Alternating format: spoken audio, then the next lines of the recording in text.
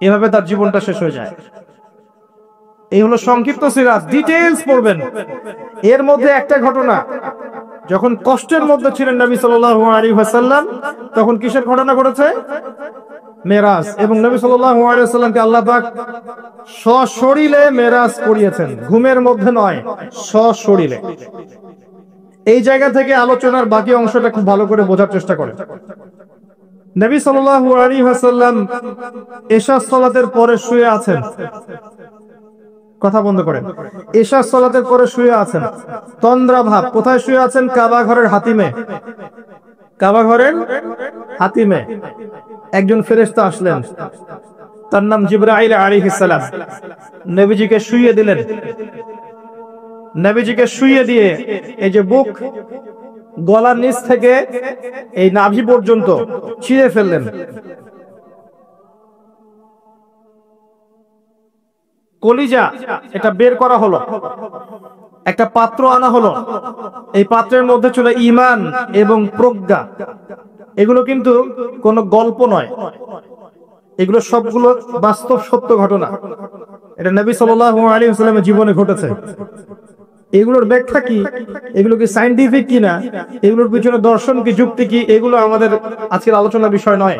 কারণ আমি অনেক দিন আলোচনা করেছি যে সায়েন্স আপনাকে সবকিছুর ব্যাখ্যা দিতে পারবে না। কোনো কিছু সায়েন্স দিয়ে প্রমাণ হলেই বিশ্বাস করব, না হলে করব না, এই চেতনার নাম শিরক। এটা আধুনিক যুগের শিক্ষা শিরক।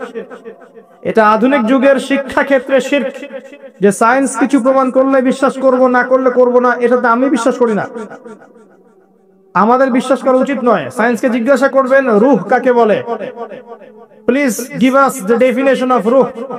রূহের ডেফিনেশন দেন, রূহ কাকে বলে, কত প্রকার, কি কি। আত্মা কাকে বলে, কত প্রকার, কি কি। সায়েন্সের প্যান্ট খারাপ হয়ে যাবে। কথা কি বুঝতে পারছেন? রূহের ডেফিনেশন দিতে পারবে না। জিজ্ঞাসা করবেন স্বপ্ন কাকে বলে, মানুষের স্বপ্ন মাঝে মাঝে সত্য হয় কিভাবে, ব্যাখ্যা দিতে পারবে না। যদি বলেন মানুষ ঘুমায়, ঘুমের একটা পূর্ণাঙ্গ ব্যাখ্যা দেন, দিতে পারবে না। যদি বলেন কবরের আযাবের ব্যাখ্যা দেখ, পারবে না। জিন জাতির ব্যাখ্যা দেখ, পারবে না। মালায়েকার ব্যাখ্যা দেখ, পারবে না। তাদের দৌড় একটা জায়গা পর্যন্ত, সেটা হলো বিগ ব্যাং থেকে মহাবিশ্ব সৃষ্টি হয়েছে। সব কিছু কি ওখানে শেষ হবে? যে আগে কিছুই ছিল না, হঠাৎ বিস্ফোরণ হয়েছে, বাস পৃথিবী সৃষ্টি হয়ে গেছে। অনেক সিম্পল জিনিসের ব্যাখ্যাই সে দিতে পারি নাই। তাহলে আমরা কেমন করে ধরে নিলাম যে সায়েন্স কিছু প্রমাণ করলে সত্য, না করলে সত্য না?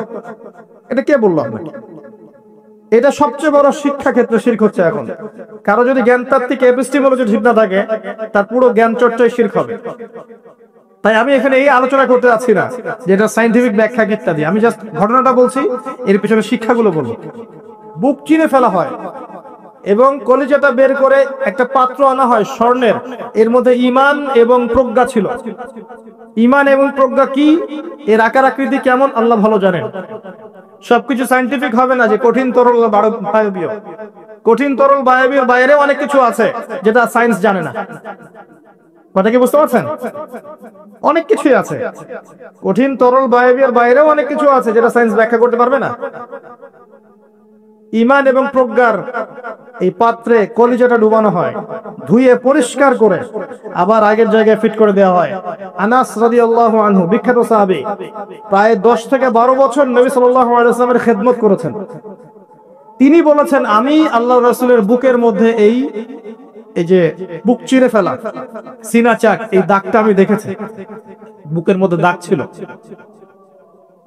এরপর নবী সাল্লাল্লাহু আলাইহি ওয়াসাল্লামের সামনে একটা বাহনকে আনা হয়। এই বাহনের নাম হচ্ছে বোরাক। কি নাম?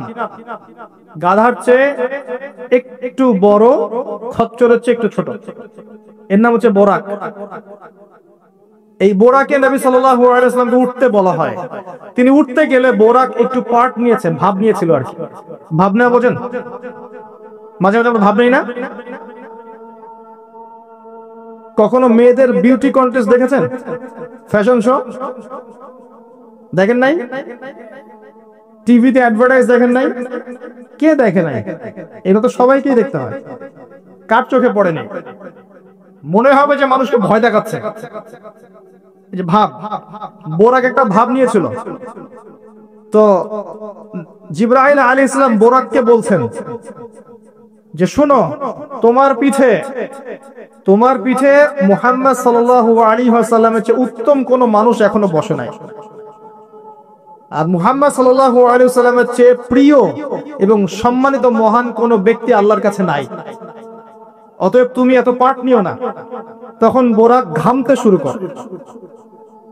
আমি যে কথাগুলো বলছি এগুলো সহিহ বুখারীর মধ্যে আছে, সহিহ মুসলিমের মধ্যেও আছে এবং অন্যান্য সিরাতের গ্রন্থগুলোর মধ্যে আছে। আমি এক জায়গায় করে কথাটা বলার চেষ্টা করছি। এরপর বোরাক ছুটতে শুরু করে। নবীজি বলছেন বোরাকের ছোটার গতিটা এমন ছিল যে আমরা আমাদের দৃষ্টি যতদূর পর্যন্ত যায় সে তার একটা পা অতদূর পর্যন্ত ফেলছে। এখনকার রকেট গুলোর গতি দেখেছেন? এই মহাবিশ্ব যত অভিযান, আমাদের ধারণা যে এই মেরাজের ঘটনাকে কেন্দ্র করে হয়েছে। এই থিওরি গুলো ওরা পেত না। মহাবিশ্বের এই আকাশ ভেদ করে যাওয়া যায়, এই যে কনসেপ্টটা কিন্তু নবী সাল্লাল্লাহু আলাইহি ওয়াসাল্লাম মেরাজের আগে কখনো হয়নি। একমাত্র ঘটনা পৃথিবীতে যে পৃথিবীর কোন মানুষ 7 আকাশের উপরে গিয়েছেন, আল্লাহর সাথে কথা বলে এসেছেন। সুবহানাল্লাহ। এমনকি কোন নবীর ক্ষেত্রেও এটা হয়নি, কোন নবীর ক্ষেত্রেও নয়। এবার এই বোরাক চলে গেল বাইতুল মাকদাস। এটা কোথায়?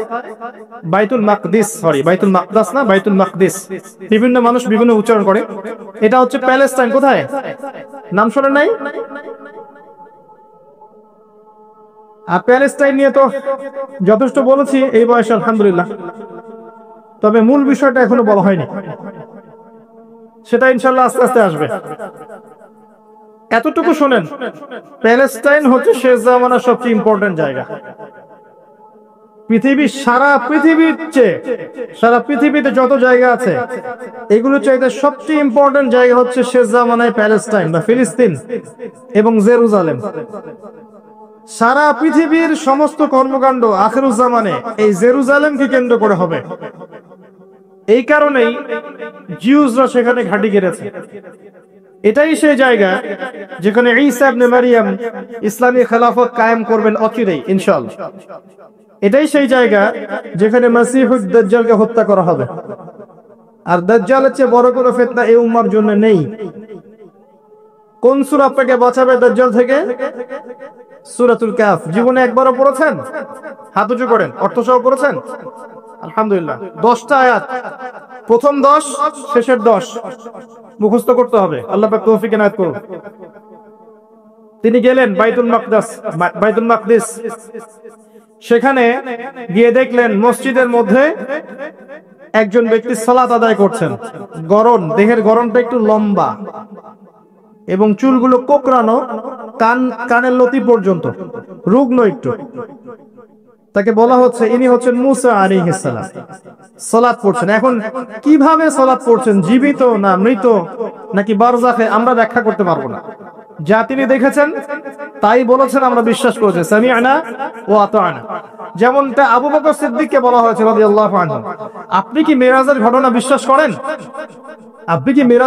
বিশ্বাস করেন? আল্লাহ রাসূল সাল্লাল্লাহু আলাইহি ওয়াসাল্লাম এক রাতের মধ্যে বাইতুল মাকদিস গিয়েছেন, সেখান থেকে আরশে আজিম আবার ফিরে এসেছেন, ওযুর পানি গড়িয়ে পড়ছে। আবু বকর সিদ্দিক তিনি বলছেন, এর চাইতেও বড় কথা তো আমি বিশ্বাস করি, সেটা হলো আসমান থেকে কোরআন তার উপর নাজিল হচ্ছে প্রতিনিয়তই। যে আল্লাহ তার উপর কোরআন নাজিল করতে পারেন, তাকে আসমানে নিয়েও যেতে পারেন, এটা অবিশ্বাস করার কি আছে? এরপর থেকে তার নাম হয় কি? সিদ্দিক। তো আমরা ওই দিকে যাওয়ার চেষ্টা করি। নবীজি বলেছেন, ব্যাস সত্য। এবং এখানে ঢোকার আগে একটা পাথরের মধ্যে এই বোরাকটাকে বেঁধে রাখা হয়। আরেকজন ব্যক্তিকে দেখেছেন যার গড়ন ফর্সা এবং লালচে, এই দুইটা কালারকে মিক্স করলে যেমন গায়ের রং হবে এমন, এবং চুলগুলো হচ্ছে অনেক সোজা, সিল্কি শব্দটা আমি বুঝলাম, চুলগুলো অনেক সোজা, এটা আমার কথা, স্বচ্ছ ঝকঝকে চুল। তো গায়ের গড়নটা খুব বেশি লম্বাও না, খুব বেশি খাটোও না। নবীজিকে বলা হচ্ছে ইনি হচ্ছেন ঈসা ইবনে মারিয়াম। নবী সাল্লাল্লাহু আলাইহি ওয়াসাল্লাম আরেকজনকে দেখলেন যার গড়নটা হুবাহু নবী সাল্লাল্লাহু আলাইহি ওয়াসাল্লামের মতোই। এবার তাকে বলা হলো ইনি হচ্ছেন আদি পিতা ইব্রাহিম আলাইহিস সালাম। ইব্রাহিম আলাইহিস সালামের সাথে আমাদের নবী সাল্লাল্লাহু আলাইহি ওয়াসাল্লামের পুরো ফিজিক্যালিও মিল ছিল এবং জীবনের যে গতি এখানেও মিল ছিল। হয়তোবা এই কারণেই আমরা দরুদ ইব্রাহিমে অন্য নবীর নাম না নিয়ে ইব্রাহিম আলাইহিস সালামের নামটা নিচ্ছি। আল্লাহু আলাম, আল্লাহ ভালো জানে। যখন নবীর নাম আসবে সবাই কমসে কম সাল্লাল্লাহু আলাইহি ওয়াসাল্লাম টুকু বলবেন মনে মনে। এবার সেখানে নবী সাল্লাল্লাহু আলাইহি ওয়াসাল্লাম সমস্ত নবীদেরকে নিয়ে 2 রাকাত সালাত পড়লেন, তিনি ইমামতি করলেন। নবীদের ইমাম হচ্ছেন আমাদের নবী মুহাম্মদুর রাসূলুল্লাহ সাল্লাল্লাহু আলাইহি ওয়াসাল্লাম। আল্লাহ পাক আমাদের সবাইকে তার সুন্নাহগুলো আমল করার তৌফিক দান করুন। আমাদের প্রতিটা কাজ যেন তার সুন্নাহ মতো হয়, আল্লাহ পাক সে তৌফিক এনায়েত করুন। এরপর নবী সাল্লাল্লাহু আলাইহি ওয়াসাল্লামকে নিয়ে যাওয়া হচ্ছে আকাশে। প্রথম আকাশে, আকাশের দরজা আছে। এখন নাসা যদি আবিষ্কার করতে ব্যর্থ হয় আমাদের কিছু করার নাই, আকাশের দরজা আছে। ওরা যদি বলে জান্নাত জাহান্নামের ব্যাখ্যা কি, জান্নাত জাহান্নাম তো সায়েন্স প্রমাণ করতে পারছে না, তাহলে এগুলোর কি ব্যাখ্যা? আমরা বলবো এটা সায়েন্সের ব্যর্থতা, জান্নাত জাহান্নামের অস্তিত্বের ব্যর্থতা নয়, এটা সায়েন্সের ব্যর্থতা। আছে, খুঁজতে থাকেন, একদিন পাবেন ইনশাআল্লাহ। তবে পাওয়ার আগে যে কিয়ামত হয়ে যাবে এটা নিশ্চিত, পাওয়ার আগে কিয়ামতই হয়ে যাবে। আমরা কারেন্ট অ্যাফেয়ার্সে দেখেছিলাম কয়েকদিন আগে একটা গ্রহের সন্ধান পাওয়া গেছে। এই গ্রহটা ডায়মন্ড দিয়ে তৈরি, হীরার। এখন বিশ্ববাসী বিশ্বাস করছে হ্যাঁ হীরার গ্রহ আছে। কথা বুঝতে পারছেন? আল্লাহ পাক কোরআনে বলেছেন জান্নাতের মাটি হবে সোনার, আছে না, সোনার, মতি, জহরতের। তো যদি কখনো দেখবেন সায়েন্স বলে যে হ্যাঁ এমন একটা গ্রহ পাওয়া গেছে পৃথিবী থেকে কয়েক কোটি আলোকবর্ষ দূরে, গ্রহের নাম হচ্ছে JNAXYZ.000 অমুক, এদের নামগুলো এমন ভয়ঙ্কর হয় আর কি, তখন দেখবেন বিশ্বের মানুষ বিশ্বাস করছে। করবে না বিশ্বাস? নিশ্চিত বিশ্বাস করবে। আমাদের পুরো চিন্তাটাই এখন এমন, সায়েন্স বললে হ্যাঁ আমি হ্যাঁ, ও যদি বলে না আমি না। 20 সেকেন্ড হাত দাও, 20 সেকেন্ডই। মাস্ক না পরলে যাবে না, ভাইরাস যাবেই না, পড়তেই হবে। 3 ফিট দূরে দাঁড়াও, 4 ফিট দূরে দাঁড়াও, ও যা বলবে তাই। এটা শিরক। মসজিদের মধ্যে আমরা বানরের মতো নামাজ পড়ছি, জাস্ট লাইক ডঙ্কিস, 4 ফিট দূরে দূরে এক একজন। সুবহানাল্লাহ। মাঝখানে কি শয়তানের জন্য? বাকি সবখানে এক জায়গায় একত্রিত হওয়া যাচ্ছে। মসজিদে গেলে হাজারটা রেস্ট্রিকশন, কি সমস্যা? সমস্যা কোথায়? চেহারা ঢেকে নামাজ হয় মসজিদে? বড় বড় ওলামায়ে কেরামদের কাছে ফতোয়া নেই। একটা বিশ্বাস, একটা ভয়, একটা আতঙ্ক। আর কিছু কিছু মিডিয়ার কাজ হচ্ছে মানুষকে আতঙ্কিত করা। আজকে কয়টা মরলো, আজকে কয়টা আক্রান্ত হলো, আজকে কয়টা কি হলো। মানুষের সাইকোলজিক্যালি এমন, মানে মাইন্ডসেটটা তৈরি করা হচ্ছে এমন যে ভয়, আতঙ্ক। কেন ভাই, মরবেন না কখনো? সতর্ক থাকার নাম কি এরকম করা? সারা বিশ্বের মানুষকে ভয় দেখিয়ে আতঙ্কিত করে ফেলা। আর ওইদিকে দেখেন যাদের যুদ্ধ করার যুদ্ধ করছে, যাদের যা কিছু করার তাই করছে। সারা ওয়ার্ল্ড অ্যাফেয়ার্স কি থেমে আছে? মানুষের দৃষ্টিভঙ্গিকে একদিকে ফোকাস করিয়ে দেয়। আমরা বলছি না যে ভাইরাসের অস্তিত্ব নাই, কিন্তু আল্লাহর চেয়ে বেশি ভয় তাকে করতে হবে কেন? বিগত 1 বছরে যতগুলা মানুষের সাথে আমি মুসাফা করেছি, এতদিন আমার কবরে থাকার কথা ছিল, যদি সায়েন্স সত্য হয়। কথা কি বুঝতে পারছেন না? এখন আপনি আমাকে ব্যাখ্যা দেন যে আমার কেন হয় নাই, ব্যাখ্যা দেন। কি ব্যাখ্যা দিবেন আপনি আমাকে? প্রতিটা দিন এই ইভেন এই মাহফিলের সিজনে প্রতিটা দিন মিনিমাম 100-200 মানুষের সাথে আমি মুসাফা করেছি, এবং সবাই এর সাক্ষী। একটা দিন আমার জ্বর আসে নাই, এর কি ব্যাখ্যা দিবেন? সায়েন্স যদি এটাই বলে যে মুসাফা করলেই ভাইরাস হবে, মুসাফা করলেই ভাইরাস হবে, তাহলে আমার হইল না কেন? এর ব্যাখ্যা দেন। কোনো ব্যাখ্যা নাই। এরপরেও আল্লাহ বিশ্বাস করবে না, এরপরে আল্লাহ বিশ্বাস করবে না। জামজাম কূপ, জামজাম কূপের পানির ব্যাখ্যা দেন, কিভাবে এত পানি চলছে, শেষ হচ্ছে না কেন? আমাদের চিন্তা ভাবনা চেঞ্জ করেন। ও যা বলবে তার 100% সত্যি হতে হবে এমন নয় বিষয়টা। এর উপরে আল্লাহ পাকের জ্ঞান আছে, আল্লাহর হুকুম চলে, আল্লাহর হুকুমই সবকিছু। এর বাইরে মানুষ প্রোটেকশন নিবে, সুস্থ থাকবে, সে তার মেডিকেল রুটিন গুলো ঠিকঠাক মতো চলবে, ঠিক আছে, কিন্তু এত বেশি কেন মাথায় নিতে হবে যে আল্লাহকে মানুষ ভুলে যাচ্ছে? সবকিছুর ঊর্ধ্বে মনে হয় যে বস্তুবাদীতে আল্লাহ অনেক পরের আল্লাহ। ব্যাপারটা কেন এমন কেন হলো?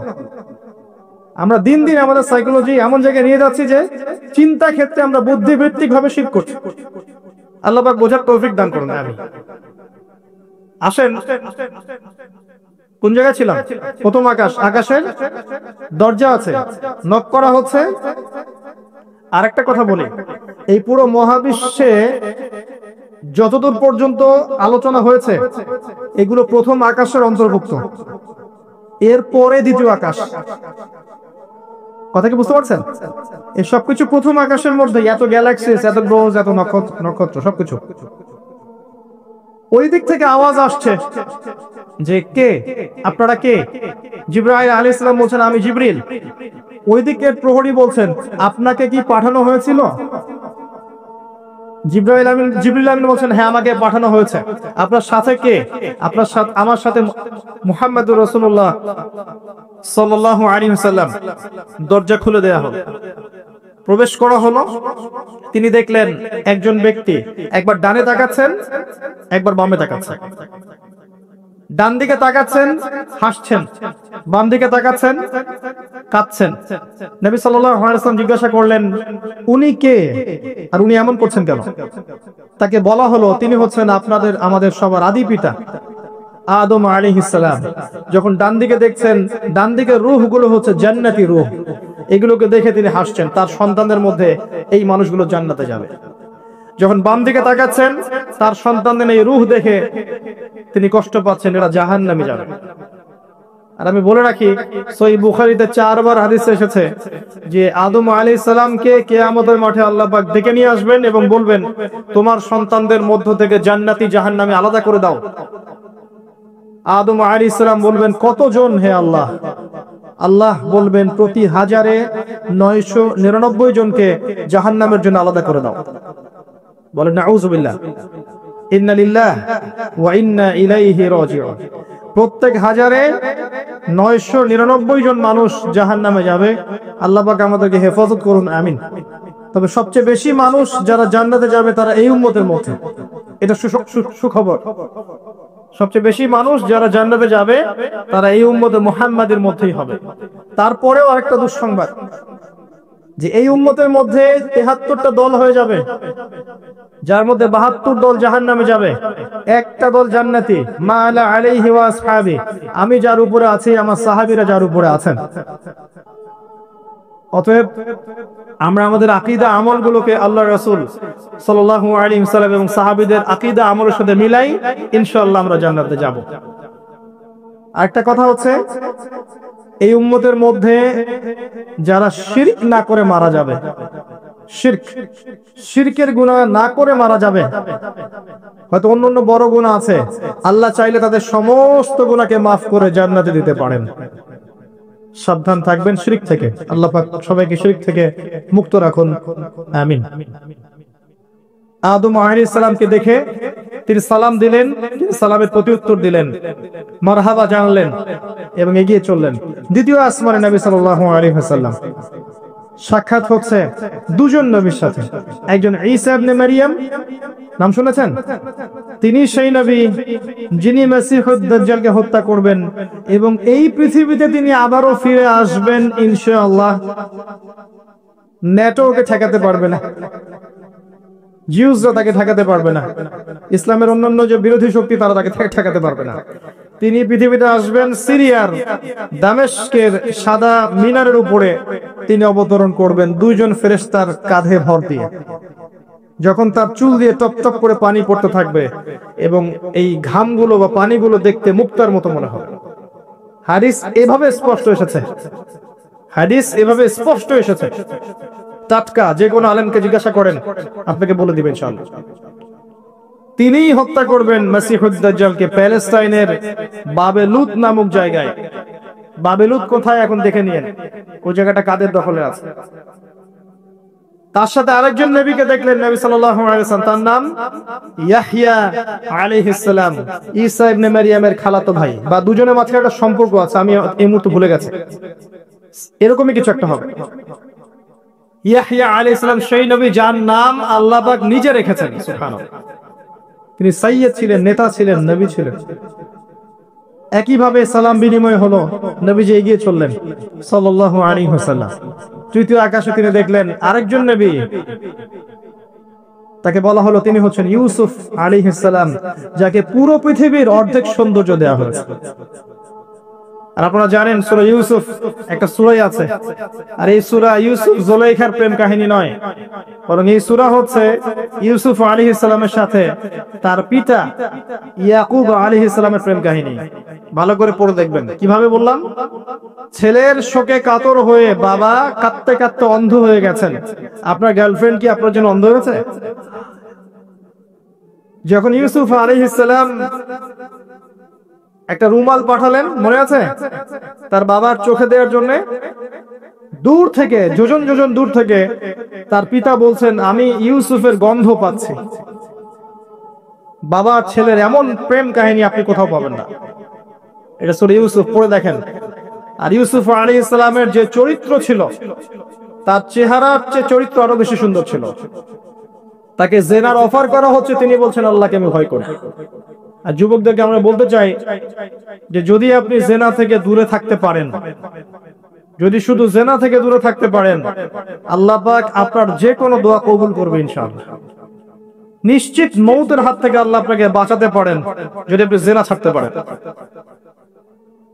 জেনা মানে শুধু ফিজিক্যাল রিলেশন নয়, জেনা মানে রাতের বেলা জেগে কথা বলা, অনলাইনে চ্যাটিং করা, আপনার বান্ধবীর সাথে কফি খাওয়াও, সবকিছুই জেনার অন্তর্ভুক্ত।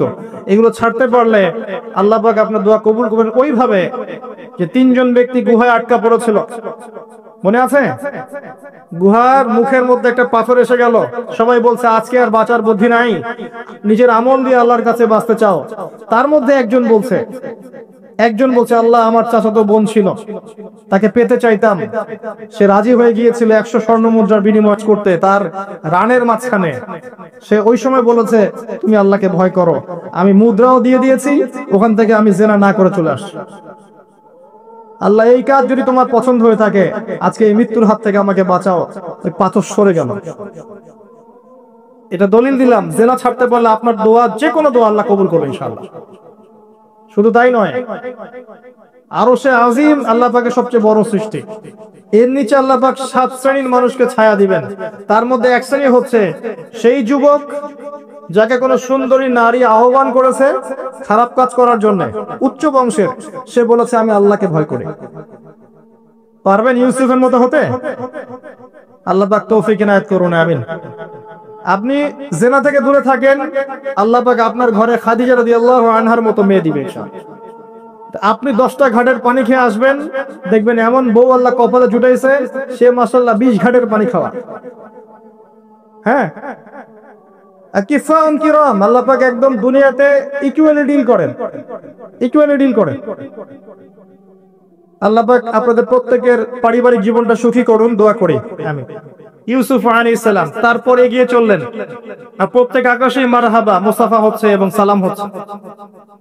চতুর্থ আকাশে নবী সাল্লাল্লাহু আলাইহি ওয়াসাল্লাম দেখছেন ইদ্রিস আলাইহিস সালাম। ইদ্রিস আলাইহিস সালামের কথা সূরা মারিয়ামের মধ্যে আছে, পড়ে দেখবেন। সালাম বিনিময় হলো, নবীজি এগিয়ে চললেন। পঞ্চম আকাশে তিনি দেখছেন হারুন আলাইহিস সালাম। কার ভাই? মুসা আলাইহিস সালামের ভাই।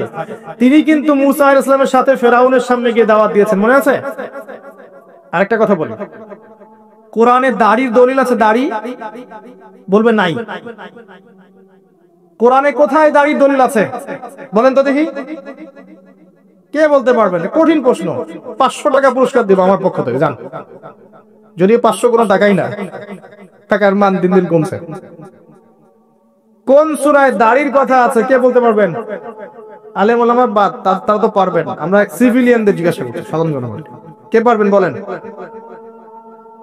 কোন সূরায় দাড়ির কথা আছে? দাড়ি কোরআনে একটা জায়গায় দাড়ির কথা আছে, কে বলতে পারবেন? দেখছেন আল কোরআনের আলো ঘরে ঘরে যা আলো, তাই না? স্লোগান দিয়ে কাজ হবে না ভাই, প্রত্যেক ঘরে ঘরে কোরআনওয়ালা মানুষ তৈরি করতে হবে, তারপরে আলো অটোমেটিক ঘরে ঘরে জ্বলবে ইনশাআল্লাহ। আচ্ছা যাক, আমার টাকা বেঁচে গেল। সূরা তাহায় আছে, কোথায় আছে? সূরা তাহার মধ্যে আছে, একটা জায়গায় দাড়ির কথা আছে, সেটা হচ্ছে হারুন আলাইহিস সালামের দাড়ি। কার দাড়ি? হারুন আলাইহিস সালামের দাড়ি।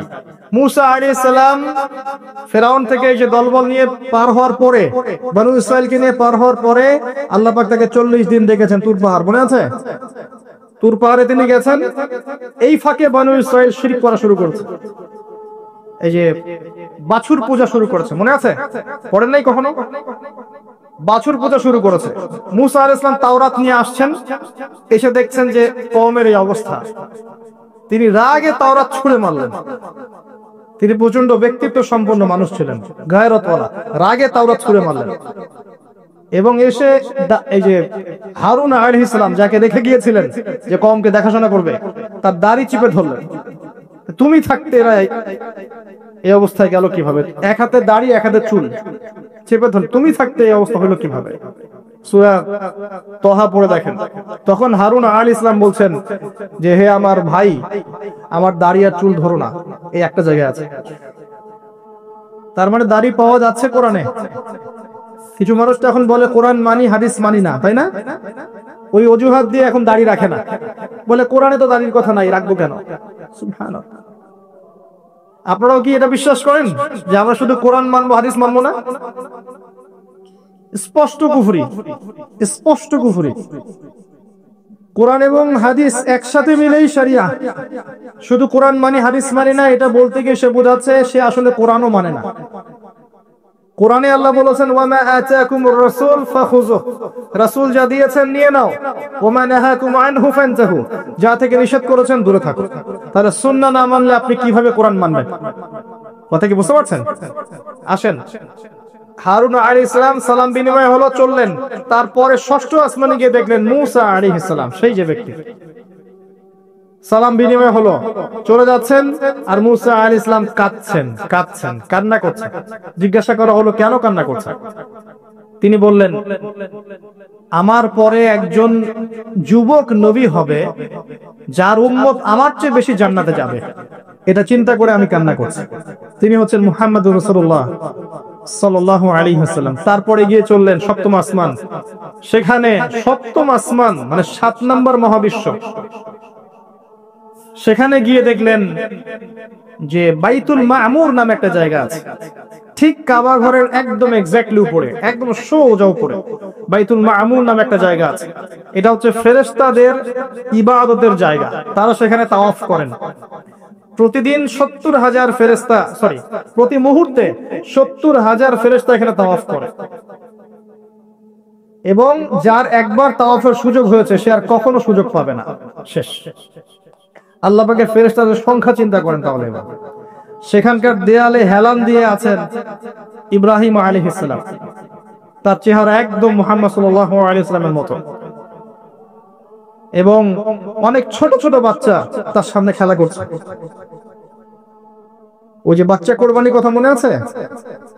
যেসব মুমিন মুসলিমদের ছোট ছোট বাচ্চা কাচ্চারা নাবালক অবস্থায় মারা যায় না, তাদের আত্মাগুলো সেখানে চলে যায়। তার এভাবে স্পষ্ট এসেছে, টাটকা। যে কোনো আলেমকে জিজ্ঞাসা করেন, আপনাকে বলে দিবেন ইনশাআল্লাহ।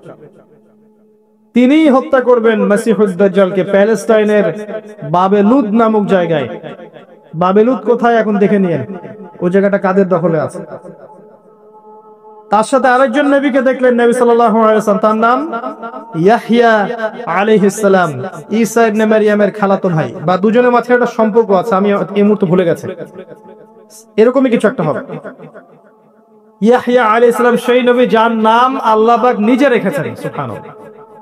তিনি সাইয়্যিদ ছিলেন, নেতা ছিলেন, নবী ছিলেন। একইভাবে সালাম বিনিময় হলো, নবীজি এগিয়ে চললেন সাল্লাল্লাহু আলাইহি ওয়াসাল্লাম। তৃতীয় আকাশে তিনি দেখলেন আরেকজন নবী, তাকে বলা হলো তিনি হচ্ছেন ইউসুফ আলাইহিস সালাম, যাকে পুরো পৃথিবীর অর্ধেক সৌন্দর্য দেওয়া হয়েছে। আর আপনারা জানেন সূরা ইউসুফ একটা সূরা আছে, আর এই সূরা ইউসুফ জুলাইখার প্রেম কাহিনী নয়, বরং এই সূরা হচ্ছে ইউসুফ আলাইহিস সালামের সাথে তার পিতা ইয়াকুব আলাইহিস সালামের প্রেম কাহিনী। ভালো করে পড়ে দেখবেন। কিভাবে বললাম? ছেলের শোকে কাতর হয়ে বাবা কাঁদতে কাঁদতে অন্ধ হয়ে গেছেন। আপনার গার্লফ্রেন্ড কি আপনার জন্য অন্ধ হয়েছে? যখন ইউসুফ আলাইহিস সালাম একটা রুমাল পাঠালেন, মনে আছে, তার বাবার চোখে দেওয়ার জন্য। দূর থেকে, যোজন যোজন দূর থেকে তার পিতা বলছেন, আমি ইউসুফের গন্ধ পাচ্ছি। বাবার ছেলের এমন প্রেম কাহিনী আপনি কোথাও পাবেন না। এটা সূরা ইউসুফ, পড়ে দেখেন। আর ইউসুফ আলাইহিস সালামের যে চরিত্র ছিল, তার চেহারার চেয়ে চরিত্র আরো বেশি সুন্দর ছিল। তাকে জেনার অফার করা হচ্ছে, তিনি বলছেন আল্লাহকে আমি ভয় করি। আর যুবকদেরকে আমরা বলতে চাই যে যদি আপনি জেনা থেকে দূরে থাকতে পারেন, যদি শুধু জেনা থেকে দূরে থাকতে পারেন, আল্লাহ পাক আপনার যে কোনো দোয়া কবুল করবে ইনশাআল্লাহ। নিশ্চিত মৌতের হাত থেকে আল্লাহ আপনাকে বাঁচাতে পারেন যদি আপনি জেনা ছাড়তে পারেন।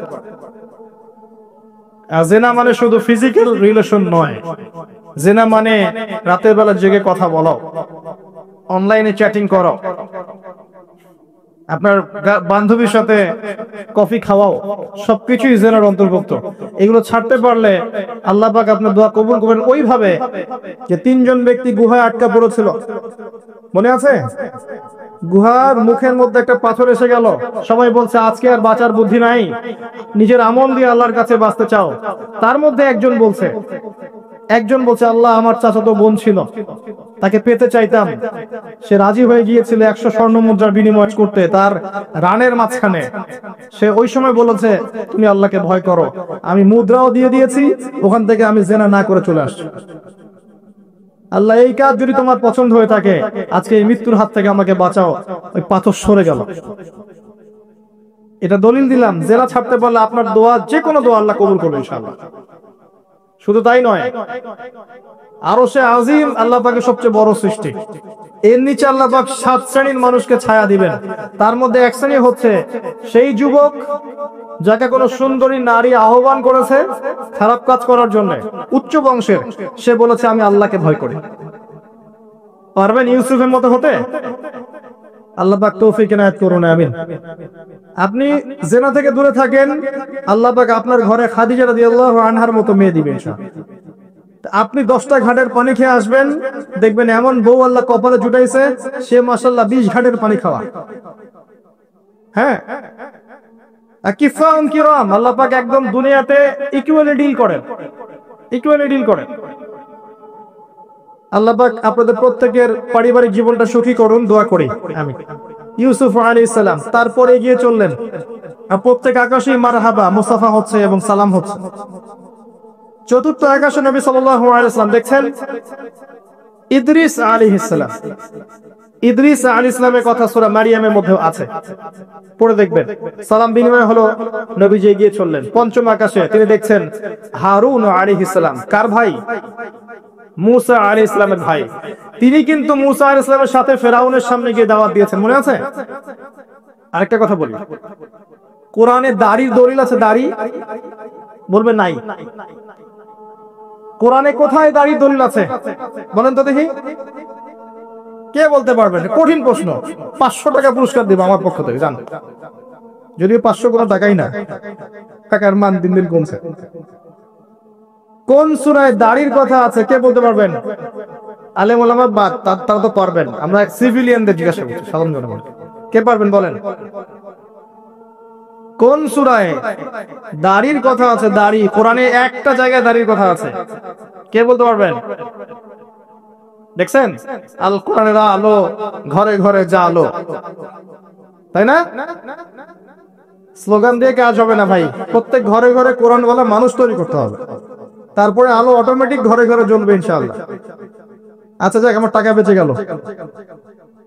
সূরা তহায় আছে। কোথায় আছে?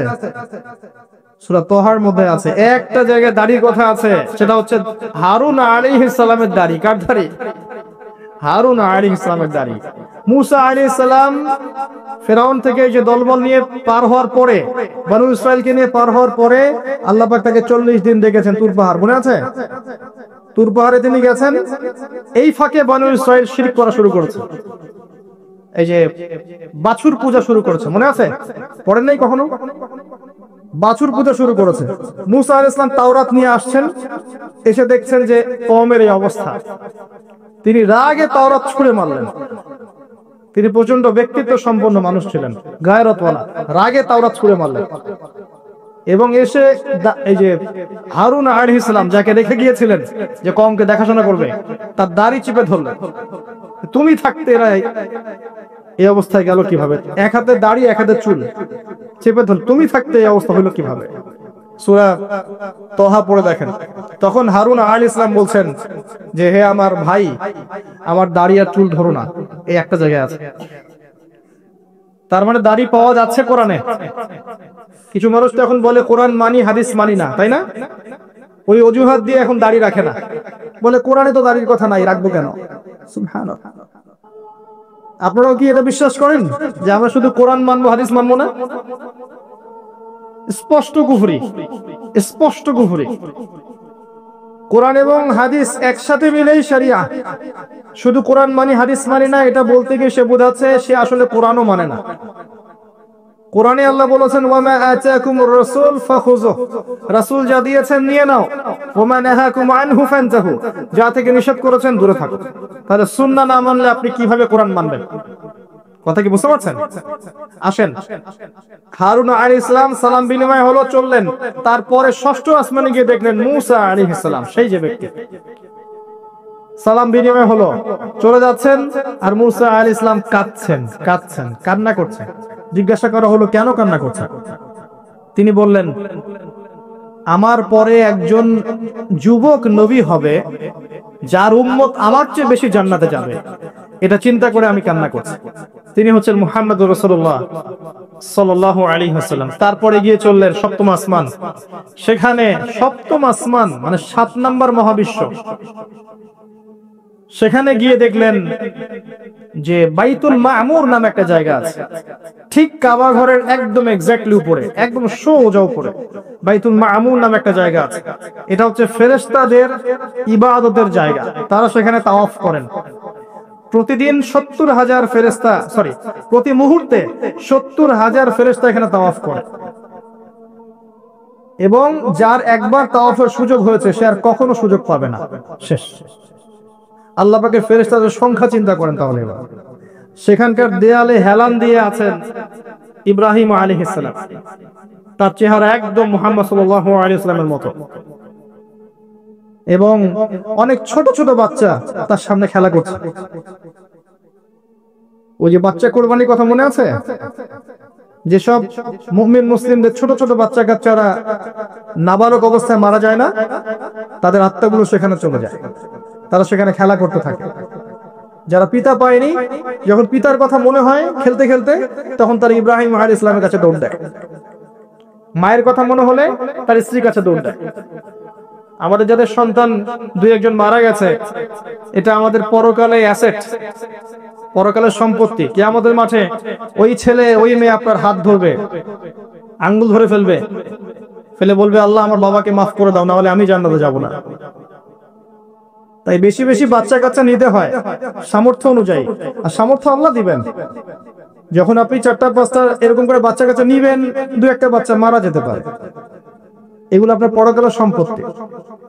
এখন তো আমাদের জেনারেশনকে রেস্ট্রিক্টেড করার জন্য 2টো সন্তানের বেশি নয়, একটি হলে ভালো হয়। সুবহানাল্লাহ। মুসলিমদেরকে চতুর্দিক থেকে চাপে ফেলা, চতুর্দিক থেকে গলা চিপে ধরার। জনশক্তিতে রূপান্তরিত হলে কোনো সমস্যা আছে? চাইনিজদের জনসংখ্যা কত? চায়নার জনসংখ্যা কত? ম্যাক্সিমাম জনগণকে তারা জনশক্তিতে রূপান্তরিত করেছে। এই আপনার পশ্চিমারা ন্যাটো ম্যাটো যত কিছু আছে, চায়নার এগেইনস্টে কথা বলুক দেখি কত বড় সাহস। সারা বিশ্বকে নিয়ন্ত্রণ করে ফেলছে ওরা এখন। কই তারা তো আর তারা যখন দেখেছে যে আমাদের আর প্রয়োজন নাই, তখন তারা একটা লস দিয়েছে ওদের কান্ট্রিতে। এটা মুসলিমদের জন্য প্রযোজ্য নয়। যাই হোক, সন্তান সন্ততি ওখানে গিয়ে মারা গেলে আপনার অ্যাসেট। এরপরে আসেন যারা ইচ্ছা করে সন্তান হত্যা করছে, গর্ভের সন্তান যখন জানছে যে এটা মেয়ে, তখন তাকে ফেলে দিচ্ছে। আবার অবৈধ সন্তান যারা অ্যাবর্শন করে নষ্ট করছে, এই যে হত্যাগুলো, এই প্রাণগুলোকে আল্লাহ পাক কিয়ামতের মাঠে জীবন্ত করবেন। এবং তাদেরকে দেখিয়ে ওই ব্যক্তিদেরকে চার্জ করা হবে যে কি অপরাধে তাকে হত্যা করা হয়েছে। সতর্ক হয়ে যান। আল্লাহ পাক এটাও বলেছেন, দারিদ্র্যের ভয়ে সন্তানকে হত্যা করো না, রিজিক আল্লাহ দিবেন ইনশাআল্লাহ। এই সমুদ্রের কোটি কোটি মাছকে আল্লাহ পাক খাওয়াতে পারলে আপনাকে আমাকেও খাওয়াতে পারবে ইনশাআল্লাহ, যদি না আমরা আমাদের রিজিকটা সংকুচিত করে ফেলি। মানুষ মানুষের রিজিক কেড়ে খাচ্ছে সুদের মধ্য দিয়ে, মানুষ মানুষের রিজিক কেড়ে খাচ্ছে সুদের মধ্য দিয়ে, অন্য কোনো বিষয় নাই, সুদ, রিবা। আসেন, সপ্তম আসমানে এই অবস্থা। এরপরে নবী সাল্লাল্লাহু আলাইহি ওয়াসাল্লামকে আরো সামনে নিয়ে যাওয়া হলো। এই জায়গার নাম সিদরাতুল মুনতাহা। কি নাম? সর্বশেষ জায়গা, যেখানে জিবরাইল আলাইহিস সালামও এর উপরে আর যেতে পারেন না। যদিও জিবরাইল আলাইহিস সালাম ফেরেশতাদের সর্দার, তিনিও যেতে পারেন না। তারপরে আরেকটা জগৎ আছে, ওই জগৎ থেকে আদেশ এই সিদরাতুল মুনতাহা পর্যন্ত আসে, এখান থেকে কালেক্ট করে নিচে নামানো হয়। আবার এখান থেকে কোনো আদেশ বা কোনো আদেশ না, এখান থেকে কোনো ফলাফল মুনতাহা পর্যন্ত নিয়ে যাওয়া হয়, সেখান থেকে উপরে তুলে নেওয়া হয়। ওটা একটা বর্ডার, কথা বুঝতে পারছেন? এটা একটা বর্ডার, নো ম্যানস ল্যান্ড। এই জায়গায় গিয়ে জিবরাইল আলাইহিস সালাম নিজের আকৃতিতে আসলেন, 600টা পাখা। কতগুলো পাখা? 600 পাখা। নবী সাল্লাল্লাহু আলাইহি ওয়াসাল্লাম একটু বিব্রত বোধ করছিলেন, তিনি আবার আগের রূপে ফিরে আসলেন। এই জায়গায় বাহন চেঞ্জ করা হলো। এখানে নবী সাল্লাল্লাহু আলাইহি ওয়াসাল্লাম বলেছেন, আমি সিদরাতুল মুনতাহায় এমন কিছু রং দেখেছি, এত অপরূপ সৌন্দর্য দেখেছি, যেটা কোনো মানুষের পক্ষে ভাষায় প্রকাশ করা সম্ভব না। এটা শেষ সীমানা, এবং এটা একটা বড়াই গাছের মতো দেখতে, সরি বড়ই গাছ, বড়াই গাছ না, আসলে বড়ই গাছের, কুল গাছের মতো দেখতে। এরপর আরেকটা বাহন আনা হলো, এটা বাহন চেঞ্জ করা হলো। এবার তিনি আরো ঊর্ধ্বে উঠে যাচ্ছেন, উঠছেন উঠছেন উঠছেন। একটা পর্যায়ে ওই জগতে যে ফেরেশতারা আছেন, যারা আল্লাহ পাকের আদেশ লিখছেন, ওই আদেশগুলো লিখার যে কলমের খসখস শব্দ, এটা নবীজি শুনতে পারলেন। সুবহানাল্লাহ। নূরের পর্দার কাছাকাছি তাকে নিয়ে যাওয়া হলো, একদম আল্লাহ পাকের কাছাকাছি, আরশে আজিমের কাছাকাছি। এখানে আল্লাহ রাব্বুল আলামিন সরাসরি তার সাথে কথা বললেন, যা ওহী করার তা করলেন, এবং স্পেশালি 3টা গিফট বা হাদিয়া দিলেন। কয়টা? 1 নাম্বার 50 ওয়াক্ত নামাজ। কত ওয়াক্ত? 2 নাম্বার সূরা বাকারার শেষের 3 আয়াত, সূরা বাকারার শেষের 3 আয়াত। আর 3 নাম্বার হচ্ছে একটা ঘোষণা, হে নবী মুহাম্মদ সাল্লাল্লাহু আলাইহি ওয়াসাল্লাম, তোমার উম্মতের কোন ব্যক্তি যদি আমার সাথে শিরক না করে মারা যায়, আমি তাকে জান্নাতে দিয়ে দেব ইনশাআল্লাহ। আজকে এই মেরাজুন নবী নিয়ে অনেক আলোচনা হবে, কিন্তু আলোচনা হওয়ার পরে আমরা যদি এই নামাজের পাবন্দ না হতে পারি, সূরা বাকারা শিক্ষা নিতে না পারি, বা শেষের আয়াত মুখস্থ করতে না পারি, শিরক ছাড়তে না পারি, আদতে আলোচনার কোনো ফায়দা নেই। কথা বুঝতে পারছেন?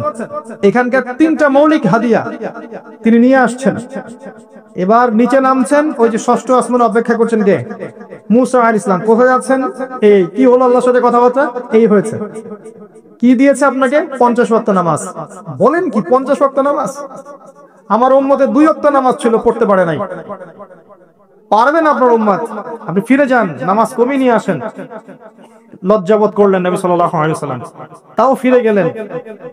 50 থেকে 45, 45 থেকে 40, 40 থেকে 35, করতে করতে করতে করতে 5।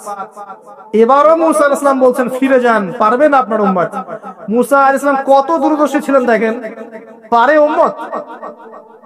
ম্যাক্সিমামই তো পারে না। কথা ঠিক আছে না? ম্যাক্সিমাম উম্মতি কিন্তু পারছে না 5 ওয়াক্ত নামাজ পড়তে। তো মুসা আলাইহিস সালামের দূরদর্শিতা ঠিকই ছিল, পারবেন আপনার উম্মত? তিনি লজ্জাবোধ করলেন। আল্লাহ পাক বললেন, তোমার উম্মতের জন্য 5 ওয়াক্তই ফিক্স করলাম, কিন্তু যদি 5 ওয়াক্ত তারা ঠিকঠাক মতো আদায় করে 50-এর নেকি দিয়ে দিব ইনশাআল্লাহ। এবং আরেকটা ঘোষণা দিলেন, সেটা হচ্ছে যে তোমার উম্মতের যে কোনো ভালো কাজকে 10 দিয়ে গুণ করে দেয়া হবে। একটা নেকির কাজ করবেন, 10 গুণ বৃদ্ধি করা হবে, কিন্তু একটা গুনাহ করলে 10 দিয়ে গুণ করা হবে না, একই থেকে যাবে। এবং আপনার উম্মতের কোন ব্যক্তি যদি কবিরা গুনাহ ছেড়ে দেয়, কবিরা গুনাহ তো বোঝেন, বড় বড় গুনাহ ছেড়ে দেয়, তার সমস্ত সগীরা গুনাহ মাফ করে দেওয়া হবে। আর কি চাই? এবার নবী সাল্লাল্লাহু আলাইহি ওয়াসাল্লাম ফিরে আসছেন। এবার শোনেন আমাদের শিক্ষা। ফিরে আসছেন, আসার আগে তাকে জান্নাত জাহান্নাম দেখানো হয়েছে। নবী সাল্লাল্লাহু আলাইহি ওয়াসাল্লাম যে বিষয়গুলো দেখেছেন, এর মধ্যে যেগুলো হাদিসে এসেছে আমি খুব সংক্ষিপ্ত আকারে বলছি, এবং এখান থেকে আমাদের শিক্ষা নেবেন। মনে রাখবেন, এখন যেগুলো বলছে এগুলো এই উম্মতের জন্য খাস, আমাদের উম্মতে মুহাম্মাদের জন্য খাস। তিনি আসছেন, বারজাখের জগতই হোক আর জাহান্নামের শাস্তি হোক। একজন ফেরেশতাকে দেখলেন, তার মুখে হাসি নাই। কি নাই? জিবরাইল আলাইহিস সালামের সাথে কথোপকথন হচ্ছে, তিনি নবীজিকে সালাম দিলেন, সালামের উত্তর দেওয়া হলো, কিন্তু মুখে হাসি নাই। বাকি সবাই তার সাথে হাসি মুখে সাক্ষাৎ করেছেন, এই ফেরেশতা বাদ দিয়ে। তিনি জিজ্ঞাসা করছেন, জিবরিল আলাইহিস সালাম, তার মুখে হাসি নাই কেন? তাকে বলা হলো, এই ফেরেশতার নাম হচ্ছে মালিক। কি নাম? সূরা যুখরুফের মধ্যে আছে, তার নাম হচ্ছে মালিক। আল্লাহ পাক তাকে জাহান্নামের প্রহরী বানিয়েছেন, জাহান্নামের চিফ অফ কমান্ড মালিক। যখন থেকে আল্লাহ পাক তাকে এই দায়িত্ব দিয়েছেন, তার মুখের হাসি উঠে গেছে। আল্লাহর কাছে পারমিশন চাওয়া হচ্ছে, জাহান্নাম দেখতে চাই। আল্লাহ পাক দেখার পারমিশন দিলেন। নবী সাল্লাল্লাহু আলাইহি ওয়াসাল্লাম দেখে বললেন, সেখানকার বেশিরভাগ অধিবাসী হচ্ছে নারী জাতি, এবং তিনি বললেন জাহান্নামে যাবে উদ্ধত এবং অহংকারীরা। জান্নাত দেখতে চাই, দেখানো হলো। জান্নাতের ডিটেইলস বর্ণনা নবীজি দিলেন ফিরে এসে। এমনকি ওমর রাদিয়াল্লাহু আনহুর একটা রুম, একটা কক্ষ, একটা গোরফাও দেখে এসেছেন। ঢুকতে চেয়েছেন, ঢোকেন নাই। পরে বলেছেন, ওমর, আমি তোমার ব্যক্তিত্বের কথা চিন্তা করে সেখানে ঢুকিনি, দেখেছি জান্নাতে তোমার ঘর আছে। একটা আওয়াজ শুনেছেন, মিষ্টি কণ্ঠস্বর।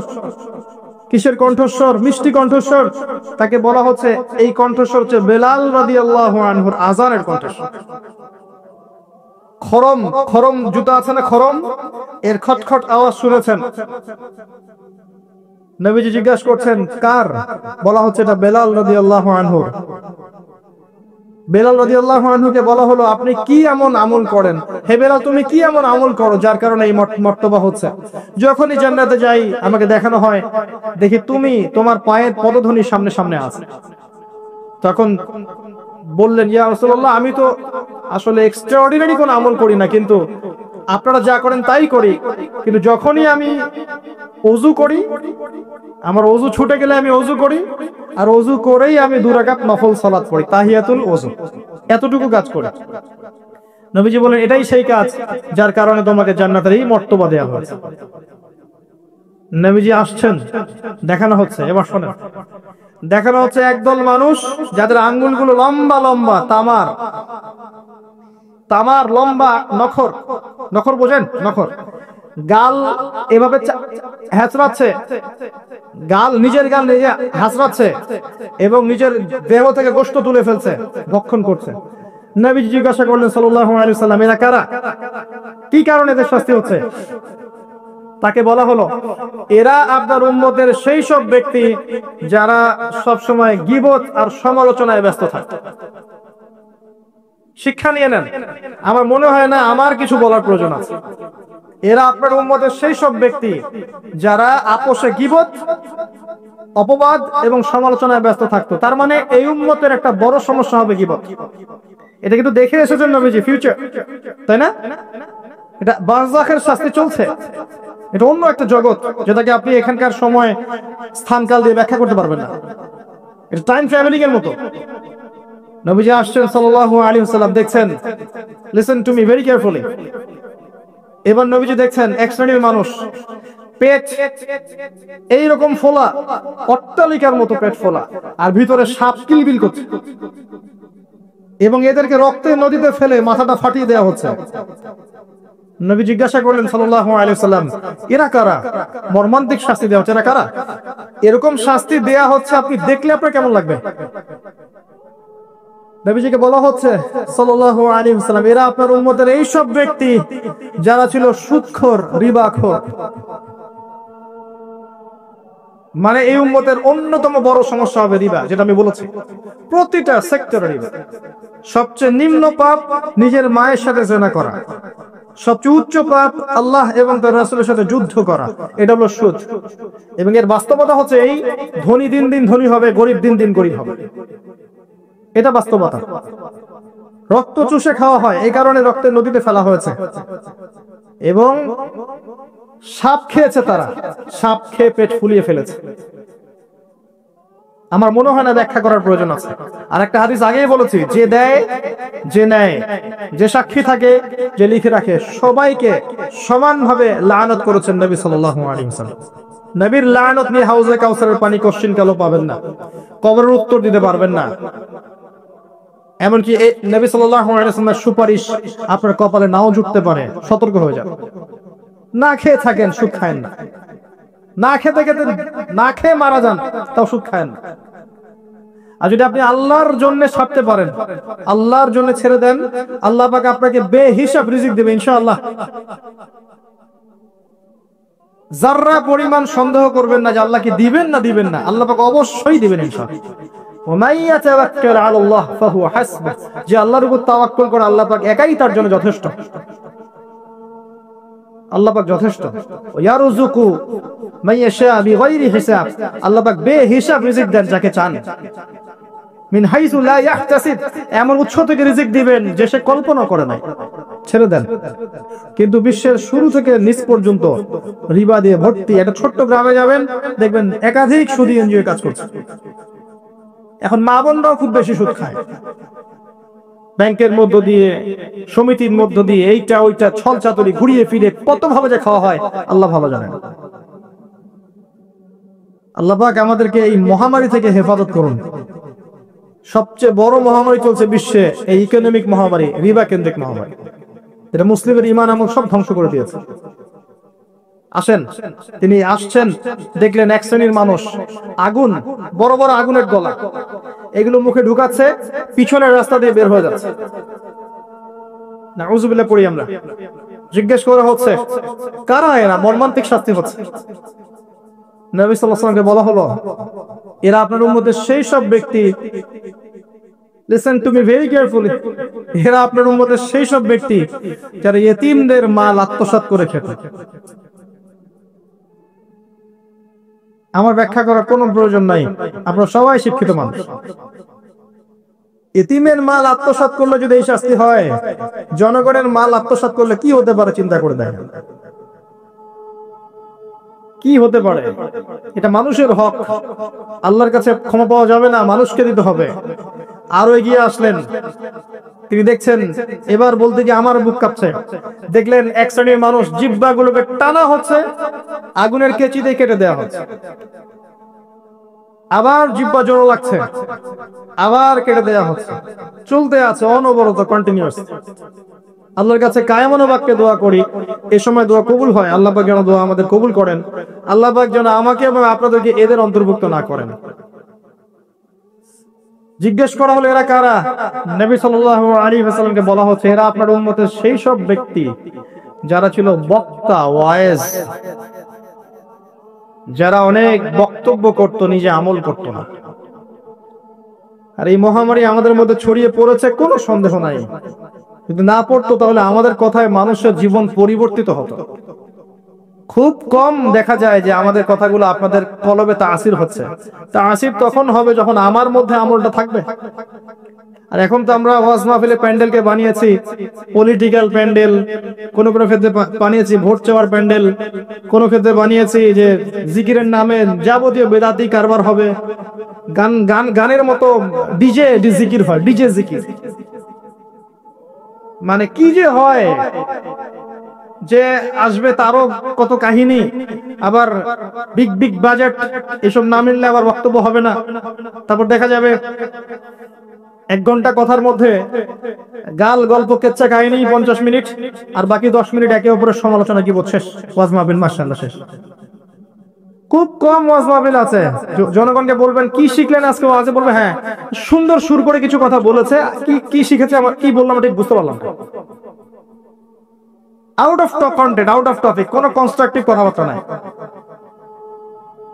তো এছাড়াও জানা অনুযায়ী আমল না থাকলে এই অবস্থা হবে। আল্লাহ পাক আমাদেরকে হেফাজত করুন।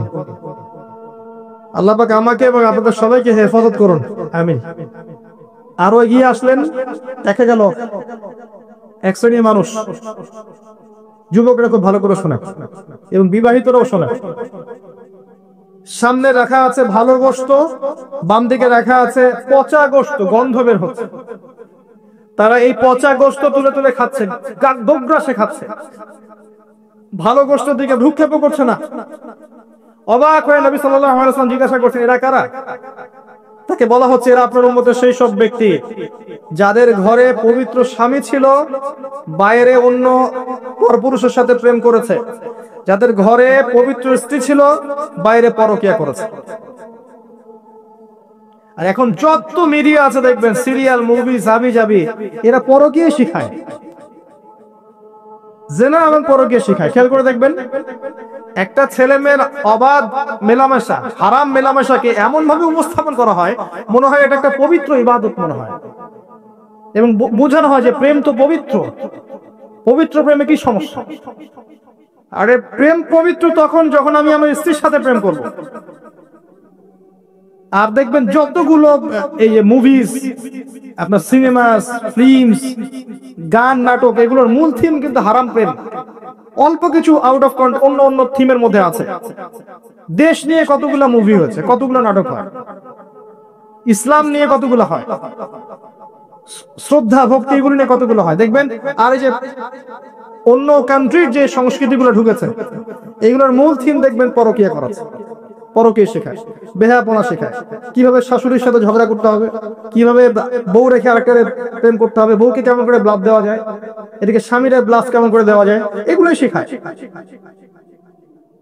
এবং অনেক ক্ষেত্রে দেখা যায় তাদের দেশের মানুষ এগুলোর প্রতিবাদ করছে, আর আমাদের মা বোনরা এগুলো দিব্যি দেখছে, ডেইলি রুটিন, যে 3-4 ঘন্টা এগুলো দেখতেই হবে। বাঘের সাবন থেকে আপনি হাড্ডি গোশত নিয়ে আসতে পারবেন, এইসব মেয়েদের হাত থেকে রিমোট নিতে পারবেন না। এর পরেও দেখবেন আপনি আবার নগ্ন ফিল্ম, পর্নোগ্রাফি আছে না, এগুলো আবার ফ্রি অ্যাক্সেস, আপনি চাইলে ইন্টারনেটে ঢুকবেন, দেখতে পারবেন। এটা কিন্তু আমরা রাষ্ট্রীয়ভাবে বন্ধ করতে পারতাম, যে আমার দেশে কোনো পর্ন সাইট চলবে না, কোনো পর্ন সাইট চলবে না। পর্নোগ্রাফি একমাত্র কারণ, সমস্ত কারণের সবচেয়ে বড় কারণ, বাকি কারণগুলো আছে, সবচেয়ে বড় কারণ, এর কারণে ধর্ষণ বাড়বে। যত বেশি পর্নোগ্রাফি প্রচলন ঘটবে, তত বেশি ধর্ষণ বাড়বে। কারণ পর্ন দেখতে দেখতে মানুষের ভিতরটাকে পশু বানিয়ে ফেলা হয়, এবং এই পশু সুযোগ পেলেই একটা মেয়েকে ধর্ষণ করবে। হ্যাঁ, এর ভিতর থেকে বাইরে বলা হচ্ছে কোটটাই স্যুট পরে আছি, জুব্বা ডুব্বা পরে আছি, ভিতরটা পশু বানিয়ে ফেলা হয়। এবং দেখবেন ফাঁক পেলে মেয়েকে ধর্ষণ করবে, ফাঁক পেলে বাচ্চাকে ধর্ষণ করবে, প্রাইভেট পড়াতে গিয়ে ছাত্রীকে ধর্ষণ করবে, চাকরির ক্ষেত্রে মেয়েকে ধর্ষণ করবে। দেখবেন এই কাজগুলো হবে, সুযোগ পেলেই ধর্ষণ করবে, কারণ ইন্টারনালি সে বিস্ট হয়ে গেছে, জানোয়ার।